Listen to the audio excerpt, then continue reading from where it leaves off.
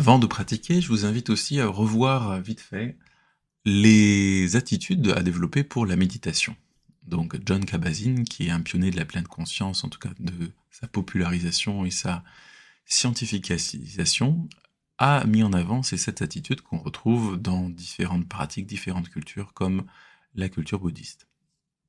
Donc parmi les attitudes qui sont importantes, on va avoir la dynamique de non-effort.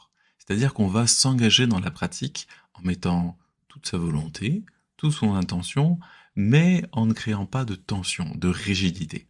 C'est-à-dire que si vous mettez une tension, une rigidité, comme on aura l'occasion de le voir plus tard, vous allez voir que ça oriente votre attention dans une direction et que vous allez nourrir cette tension et passer à côté de certaines choses, notamment la plupart du temps les bénéfices de la pratique. Donc ça va demander une souplesse, un équilibre entre à la fois une forme d'engagement mais qui reste une forme de détente. Donc le non-effort dans un premier temps. Dans un deuxième temps, on aura le lâcher-prise. Lâcher-prise, c'est qu'on a tendance à se focaliser dans une direction, à vouloir quelque chose, et là, on va accepter de le laisser couler.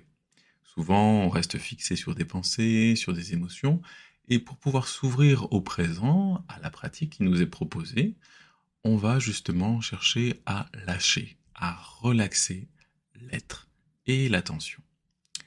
Ensuite, on va rentrer dans la dynamique de non-jugement, c'est-à-dire qu'on va éviter de créer une cristallisation, une charge émotionnelle sur toutes les choses, que ce soit nous-mêmes, notre environnement, notre conscience, nos pensées, que ce soit une idée qui nous traverse, on enlève tout jugement. Un jugement, comme je disais, c'est une charge émotionnelle qui va attirer notre attention dans une direction. Et là, le but, c'est soit de choisir nous-mêmes dans quelle direction on veut aller, donc ne pas rajouter autre chose derrière, soit s'ouvrir à tout ce qui est, et ne pas se focaliser justement sur un jugement. On va voir la dynamique de l'acceptation qui va être très importante. L'acceptation, elle va nous permettre de nous ouvrir à ce qui est et de ne pas hyper focaliser sur les choses qui peuvent nous poser problème ou qui peuvent être inconfortables. Donc à la fois, on va pas juger ces choses qui sont inconfortables et en même temps, on va les accueillir. Accueillir, accepter, ça ne veut pas dire être d'accord. Vous avez tout à fait le droit de ne pas aimer certaines choses, d'être dérangé par certaines choses, par certaines émotions, certaines pensées, ou par un inconfort du corps. On ne va pas nier ce qui est. Par contre, on va faire le choix d'accueillir. Et en accueillant, on intègre, et les choses qui sont moins importantes, qu'on ne cherche pas à focaliser dessus, on va les mettre à l'arrière-plan. Donc tout ça, c'est une notion qui va être essentielle, accepter, accueillir. L'instant, il est important, il est composé d'une multitude, d'une diversité, et si j'accepte sa diversité, je vais pouvoir aussi me nourrir de tout ce potentiel.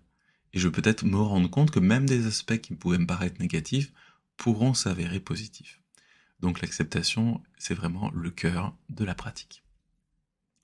Ensuite, on va voir d'autres attitudes comme l'esprit du débutant.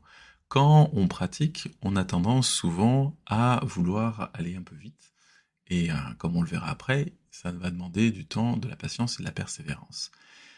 Mais aussi, c'est qu'au bout d'un moment, on croit connaître la pratique. On croit avoir fait le tour, on croit avoir compris, et c'est le moment où on risque de rester sur un même niveau. C'est-à-dire que quand on va pratiquer, on va chercher, même si on repratique le même exercice, à imaginer que c'est la première fois, comme s'il y avait encore quelque chose à découvrir, à comprendre, qu'on n'avait pas encore découvert, pas encore compris. Donc rester dans un état de pureté, d'ouverture, d'innocence, qui va nous permettre de nous ouvrir encore à une dimension supplémentaire de la vie. Donc la 7e attitude, qui viendra en dernier, je vais vous en présenter une autre après, c'est la patience, qu'on considère être la mère de toutes les vertus. Cette attitude-là, elle va être importante pour prendre conscience que c'est un chemin. Au fur et à mesure qu'on pratique, on va pouvoir s'améliorer. Par contre, le fait de vouloir à tout prix atteindre un but fait que souvent, ça va retarder le fait de pouvoir accumuler les bénéfices, puisqu'on aura notre attention focalisée sur quelque chose, ce qui ne nous permettra pas de vivre pleinement qu'est-ce qui se vit là tout de suite maintenant.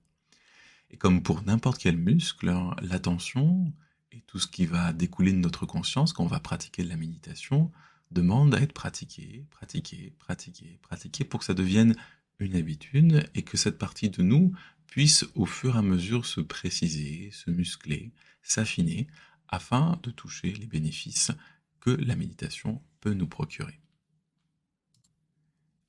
Et je vais rajouter donc l'attitude de la confiance. La confiance, je l'ai mis en dernier, on pourrait la mettre dans n'importe quelle position, mais je la rajoute avec la patience. Puisque parfois, justement, quand on pratique, on a l'impression au bout d'un moment qu'on n'obtient pas forcément ce qu'on voudrait. Il y a des personnes qui vont avoir une facilité d'arriver justement à la conscience, au lâcher-prise, au non-effort, et qui vont goûter tous les bienfaits de la pratique assez rapidement. Et puis il y a d'autres personnes pour qui c'est très compliqué. Et je fais partie des personnes qui ont mis du temps justement avant d'arriver au bienfait, avant de pouvoir savourer vraiment plusieurs des cadeaux de la méditation. Donc par habitude, je sais que c'est une question de patience, mais aussi avoir confiance en soi.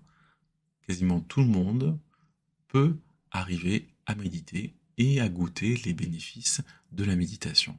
Ça va demander de développer toutes les attitudes que j'ai vues juste avant, mais la confiance, c'est aussi savoir qu'on est capable. Et s'il y a une partie de nous qui est persuadée qu'on va jamais y arriver, ça va être compliqué de se mettre en mouvement.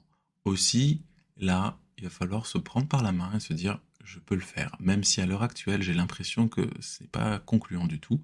En réalité, c'est possible et je vais y arriver. Voilà, on a vu donc les 7 attitudes de la pleine conscience, le non-effort, le lâcher-prise, la confiance en soi, la confiance dans sa pratique, l'acceptation, le non-jugement, l'esprit du débutant et la patience.